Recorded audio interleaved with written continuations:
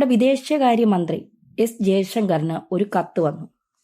കത്ത് വന്നത് republic of Balochistan നിന്നാണ് ഈ കത്ത് വന്നിരിക്കുന്നത്. ആ കത്ത് വളരെ രസകരമായ ഒരു കത്താണ്. അത് ഇന്ത്യക്ക് നൽകുന്ന ഒരു മുന്നറിയിപ്പാണ്. ബലൂചിസ്ഥാൻ ഒരു കത്ത് ജയശങ്കർ നൽകിയിരിക്കുന്നു. ആ കത്തിലുള്ളത് ഇന്ത്യക്കുള്ള ഒരു മുന്നറിയിപ്പാണ്.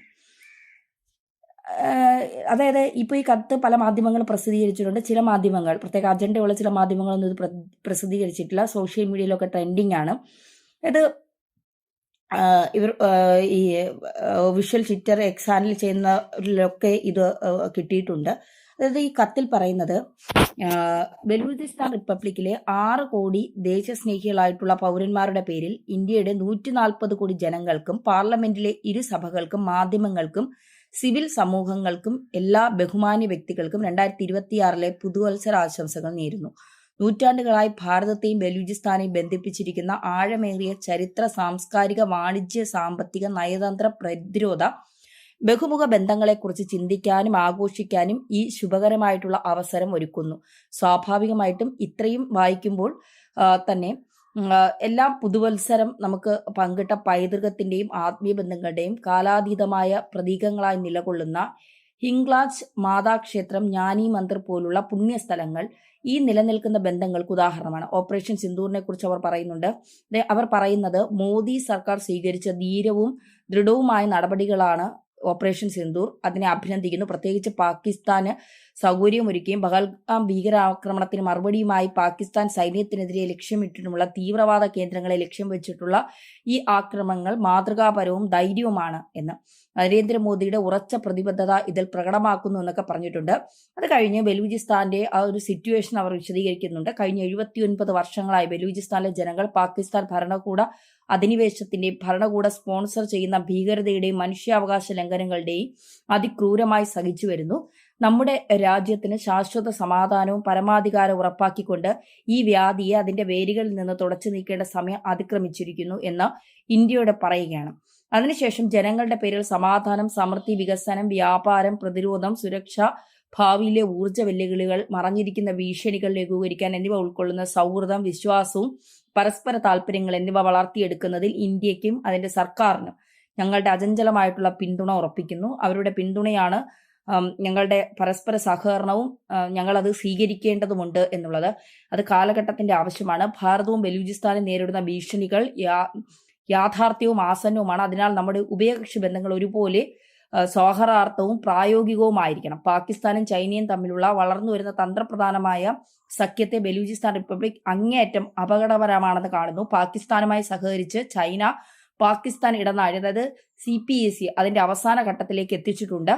ഞങ്ങൾ നിങ്ങൾക്ക് മുന്നറിയിപ്പ് നൽകുകയാണ്. ബലൂചിസ്ഥാനിലെ പ്രതിരോധ സ്വതന്ത്ര സേനകളുടെ കഴിവുകൾ കൂടുതൽ ശക്തിപ്പെടുത്തേണ്ട ആവശ്യമില്ലെങ്കിൽ ദീർഘകാലമായി നിലനിൽക്കുന്ന രീതികൾ അനുസരിച്ച് അവഗണിക്കപ്പെടുന്നത് തുടർന്നാൽ ഏതാനും മാസങ്ങൾക്കുള്ളിൽ ചൈനയ്ക്ക് ബലൂചിസ്ഥാൻ സൈനികരെ വിന്യസിക്കാൻ കഴിയുമെന്ന്, അതായത് ചൈനയ്ക്ക് ബലൂചിസ്ഥാനിൽ സൈനികരെ വിന്യസിപ്പിക്കാൻ കഴിയുമെന്ന് സങ്കല്പിക്കാവുന്നതാണ്.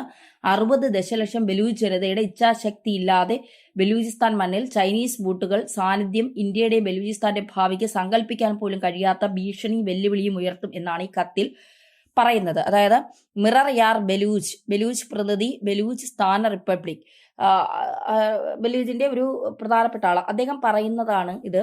അതായത് ചൈന നമുക്ക് കുറച്ചുകൂടി ഭീഷണി ഉണ്ടാക്കും എന്നാണ് പറയുന്നത്. മുൻപ് ഇങ്ങനെ ആയിരുന്നില്ല. ഇങ്ങനത്തെ കത്തുകൾ, കമ്മ്യൂണിക്കേഷൻ ഒക്കെ ഉണ്ടാകാം, പക്ഷെ അതൊന്നും ഇത്ര പരസ്യമായിട്ടൊന്നും തന്നെ ഉണ്ടായിരുന്നില്ല.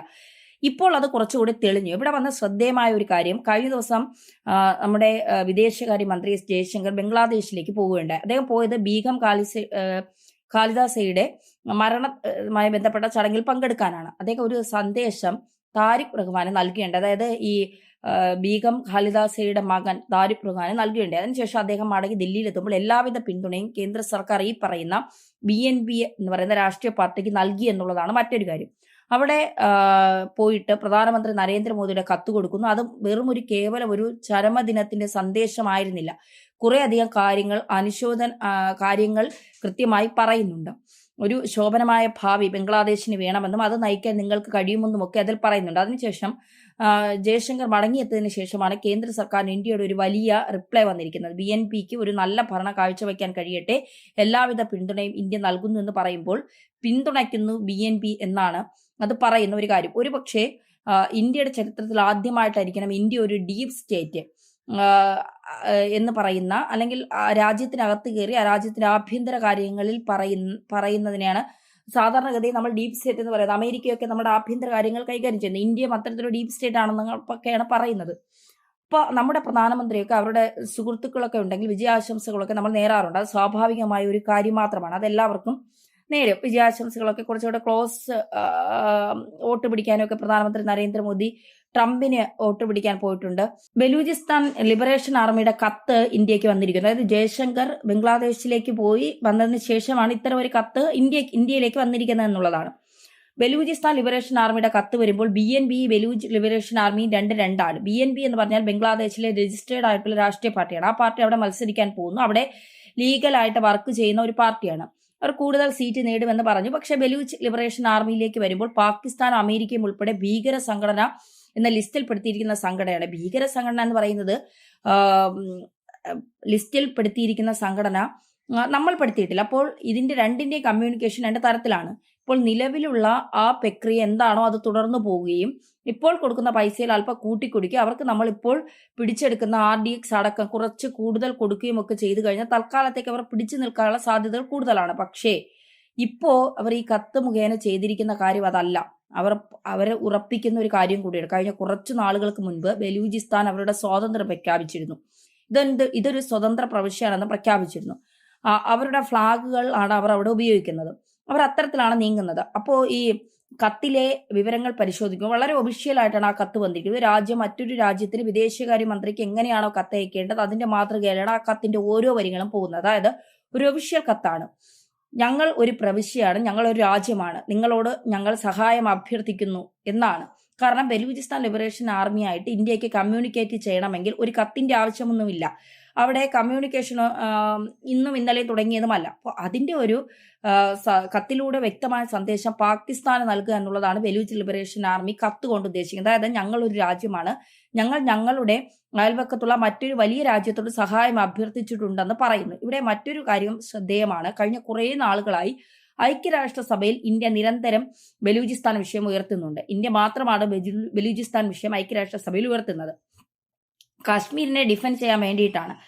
കശ്മീർ മനുഷ്യാവകാശ ധ്വംസനം നടക്കുന്നു എന്ന് പറയുമ്പോൾ നമ്മൾ അതേ രീതിയിൽ തന്നെ ബലൂചിസ്ഥാൻ എടുത്ത് ഉപയോഗിക്കുന്നത്. ഇതുവരെ നമ്മുടെ രാജ്യത്തെ ഒരാളും ബലൂചിസ്ഥാൻ വിഷയം ഐക്യരാഷ്ട്രസഭയിൽ ഉയർത്തിയില്ല. കാരണം അതൊരു മറ്റൊരു രാജ്യത്തിന്റെ വിഷയമാണ്. പക്ഷെ ഇപ്പോൾ നമ്മൾ വളരെ അഗ്രസീവായി തന്നെ എല്ലാ പ്രോഗ്രാമുകളിലും അല്ലെങ്കിൽ എല്ലാ ഐക്യരാഷ്ട്രസഭാ പരിപാടികളിലുമൊക്കെ ബലൂചിസ്ഥാൻ വിഷയം ഉയർത്തുന്നുണ്ട്. അതായത് വേണമെങ്കിൽ നമുക്ക് തായ്വാനോട് നമ്മൾ എടുത്തിരിക്കുന്ന നിലപാട് ബലൂചിസ്ഥാന്റെ വിഷയത്തിൽ നമുക്ക് എടുക്കാവുന്നതാണ്. എന്താണ് തായ്വാന് നമ്മളുമായിട്ടുള്ള നിലപാട്? തായ്വാൻ ചൈനയുടെ പ്രവിശ്യയാണ്. പക്ഷേ നമ്മൾ തമ്മിൽ ട്രേഡിംഗ് നടക്കും. അതാണ് നമ്മുടെ പോളിസി. പ്രവിശ്യമൊക്കെ ഒന്നാണ്, പക്ഷെ നമ്മൾ തമ്മിൽ ട്രേഡിംഗ് ഒക്കെ നടക്കും. അതാണ് ഞങ്ങൾ രാജ്യമായിട്ട് അംഗീകരിക്കുന്നില്ല, പക്ഷേ നിങ്ങൾ ഒരു പ്രവിശ്യയായിട്ട് ഞങ്ങൾ അംഗീകരിക്കുന്നുണ്ട്. നിങ്ങൾക്ക് ഭരണാധികാരി ഭരണകൂടമൊക്കെ ഉണ്ടല്ലോ, അതുകൊണ്ട് നിങ്ങൾ ഞങ്ങൾക്ക് ട്രേഡിംഗ് നടത്താമെന്ന് പറയുന്നുണ്ട്. ഈ ഒരു രീതിയിലേക്ക് വേണമെങ്കിൽ ഇന്ത്യക്ക് ചിന്തിക്കാവുന്നതാണ്. മറ്റൊരു കാര്യം കൂടി ഇവിടെ ശ്രദ്ധേയമായ ഒരു കാര്യമുണ്ട്. ഇന്ത്യയോട് ചുറ്റിക്കിടക്കുന്ന രാജ്യങ്ങൾ ഇന്ത്യ പതുക്കെ പതുക്കെ പിടിമുറുക്കുന്നു എന്ന് തന്നെ നമുക്ക് പറയേണ്ടി വരും. കാരണം ബംഗ്ലാദേശിൽ ഇതുവരെ ഇടപെട്ടിരുന്നില്ല. അവിടുത്തെ പൊളിറ്റിക്കൽ ആയിട്ടുള്ള കാര്യങ്ങളിലോ ആഭ്യന്തര വിഷയങ്ങളിലോ ഒന്നും തന്നെ പ്രത്യക്ഷമായി ഇടപെട്ടില്ല. പരോക്ഷമായി ഇടപെട്ടിട്ടുണ്ടോ എന്നുള്ള കാര്യം നമുക്കറിയില്ല. പക്ഷെ ഇപ്പോൾ അവിടെ പൊളിറ്റിക്കലി നമ്മൾ ഇടപെടുന്നു എന്ന് മാത്രമല്ല, BJP എന്ന് പറയുന്ന ഒരു രാഷ്ട്രീയ പാർട്ടി രൂപീകരിക്കുകയും അതിനെ ബാക്കപ്പ് ചെയ്യുകയും കൂടെ നമ്മൾ ചെയ്യുന്നുണ്ട് എന്നുള്ളതാണ്. പരസ്യമായി തന്നെ അത് ചെയ്യുന്നു. സംഘപരിവാർ ഒന്നടങ്കം അത് പറയുന്നു. ശ്രീ മോഹൻ ഭാഗവത് RSSന്റെ സർസംഘ ചാള് തന്നെ ഒരു സംഘടന വേണമെന്ന് പറയുന്നു. 2 ദിവസം കഴിയുമ്പോൾ സംഘടന രൂപീകൃതമാകുന്നു. അങ്ങനെ തന്നെ ബലൂചിസ്ഥാനിലേക്ക് അവരുടെ ഒരു ഒഫീഷ്യൽ കത്ത് വരുന്നു. നമ്മളടക്കം എല്ലാ മാധ്യമങ്ങളും കത്ത് നൽകുന്നു, വളരെ പ്രാധാന്യത്തോടു കൂടി നൽകുന്നു. ഇവിടെ അതായത് ഇനി ഞങ്ങളുടേതായ വിഷയങ്ങൾ മാത്രം ഒതുങ്ങി നിൽക്കുന്നില്ല. കാരണം ഇന്ത്യക്ക് അയൽവക്കത്തെ പ്രശ്നങ്ങൾ കൂടി ഇടപെടേണ്ട ഒരു സാഹചര്യത്തിലാണ് ഇപ്പൊ നമ്മുടെ രാജ്യം നിൽക്കുന്നത്. കാരണം അയൽവക്കം കുളമാകും തോറും ഏറ്റവും കൂടുതൽ അപകടം വരുന്ന രാജ്യം നമ്മളാണ്, അവർക്കല്ല. അവർ സ്വയം നശിച്ചു പോകും, അത് വേറൊരു കാര്യം. പക്ഷെ ഇവിടെയുള്ള തീവ്രവാദികളുടെ പ്രശ്നങ്ങളായാലും കുടിയേറ്റ വിഷയങ്ങളായാലും നമ്മുടെ രാജ്യത്തെ ബാധിക്കും. അതുകൊണ്ട് അത് ശാശ്വതമായി നിലനിൽക്കേണ്ട നമ്മുടെ ആവശ്യമാണ്. അപ്പൊ ബലൂചിസ്ഥാൻ ചെയ്തിരിക്കുന്നത് ഈ പുതുവർഷത്തിൽ ഒരു പുതിയ നീക്കം എന്ന് തന്നെ നമുക്ക് പറയേണ്ടി വരും. ഇതിനകത്ത് ഇന്ത്യ ഈ കത്ത് ലഭിച്ചു എന്ന് സ്ഥിരീകരിച്ചാൽ പോലും അത് ബലൂചിസ്ഥാൻ ലഭിക്കുന്ന ഏറ്റവും വലിയ അംഗീകാരമാണ്. കത്ത് ലഭിച്ച ഏതെങ്കിലും ഒരു നമുക്ക് പറയാൻ കഴിയില്ല എന്താണ് ഈ കത്തിന് ലഭിച്ച ഒരു സ്ഥിതി, അതൊന്നും പറയാൻ പറ്റില്ല. പക്ഷെ ഈ കത്ത് ലഭിച്ചത് കൃത്യമാണെന്ന് പറഞ്ഞാൽ തീർച്ചയായിട്ടും അത് വലിയ രീതിയിലേക്കായിരിക്കും കാര്യങ്ങൾ എത്തുന്നത്.